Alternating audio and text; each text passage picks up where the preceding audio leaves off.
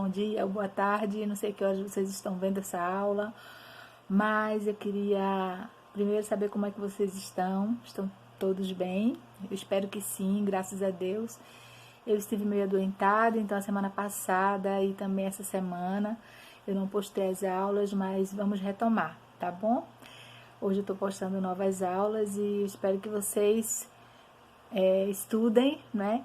E vejam aí os conteúdos que vão ser abordados. Eu vou estar, durante essas próximas semanas também, trazendo algum conteúdo do EducaPE, tá bom? Que é pra gente estar revisando aqui nas aulas, como principalmente regência nominal e verbal, tá? Mas antes disso, a gente vai estar falando sobre figuras de linguagem, porque eu acho que é um conteúdo que sempre cai nas provas de vestibulares, de Enem, e vocês têm muitas dúvidas, não é isso? Então, vamos estar falando sobre os tipos de figuras de linguagens e a gente vai começar com as figuras de som ou figuras sonoras, tá? E vamos definir o que são figuras de linguagem em primeiro lugar? E o que são essas figuras de linguagem? São recursos linguísticos que alguns autores utilizam, recorrem para tornar a linguagem mais rica, mais expressiva. Elas se classificam em figuras sonoras ou figuras de som, também são chamadas assim, figuras de construção, figuras de palavras ou semânticas, que seria a mesma coisa. A gente vai estar trabalhando primeiro as figuras de sons. A aliteração é a figura de linguagem que consiste na repetição dos mesmos sons consonantais. Observem que são sons consonantais. Aí no poema, vocês estão vendo aqui, que tem assim: boi, bem bravo, bate baixo, bota baba, boi berrando, dança doido, dá de duro, dá de dentro, dá direito, vai, vem, vai varando. Então, vocês observem que a repetição do B, boi, brabo, berrando. A mesma coisa do D, dança doido, dá de duro.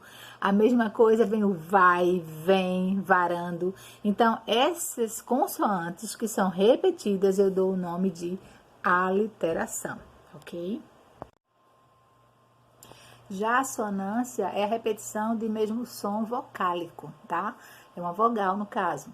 Observe esse poema aqui de Fernando Pessoa. Diz assim: o que eu vago e incógnito desejo de ser eu mesmo, de meu ser me deu. Então, o é, a repetição do é, que aí é constante, aí eu digo que é uma assonância, é a repetição de som vocálico. Já a paronomásia é a aproximação de palavras, de sons parecidos, mas de significados distintos. Veja nesse exemplo aqui em cima. Tem assim: conhecer as manhas e as manhãs, o sabor das massas e das maçãs. Então, manhas, manhãs são parecidos, mas são significados completamente distintos.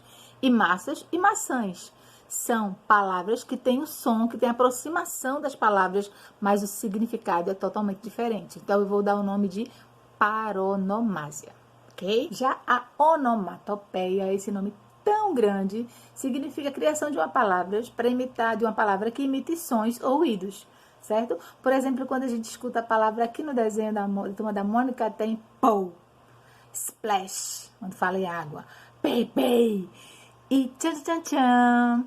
Então, são palavras que imitam esses ruídos, ok? A sintaxe, ou figura de construção, que é o próximo bloco, figuras de linguagem que nós vamos estar vendo. E o primeiro deles, o que é a sintaxe ou figura de construção?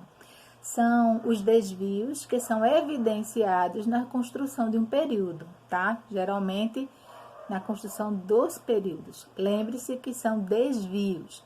E o primeiro deles, que nós vamos estar abordando aqui, é a elipse. Vamos ver, então, o exemplo da elipse.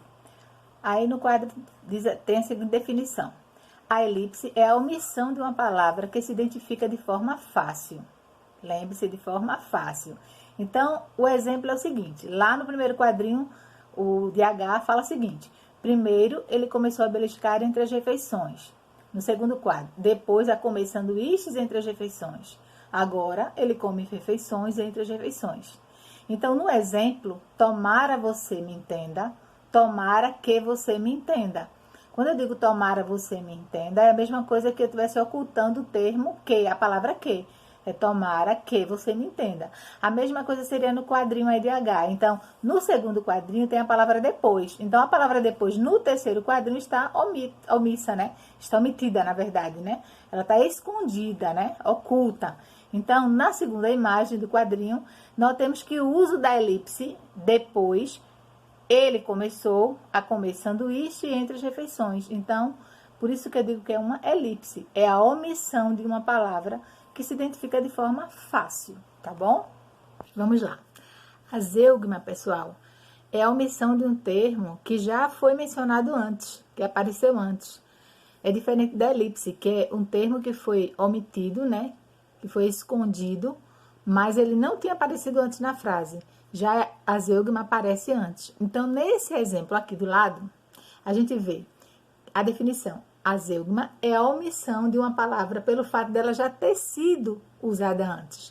Aí, no quadrinho, fala assim. Primeiro, vamos para o exemplo.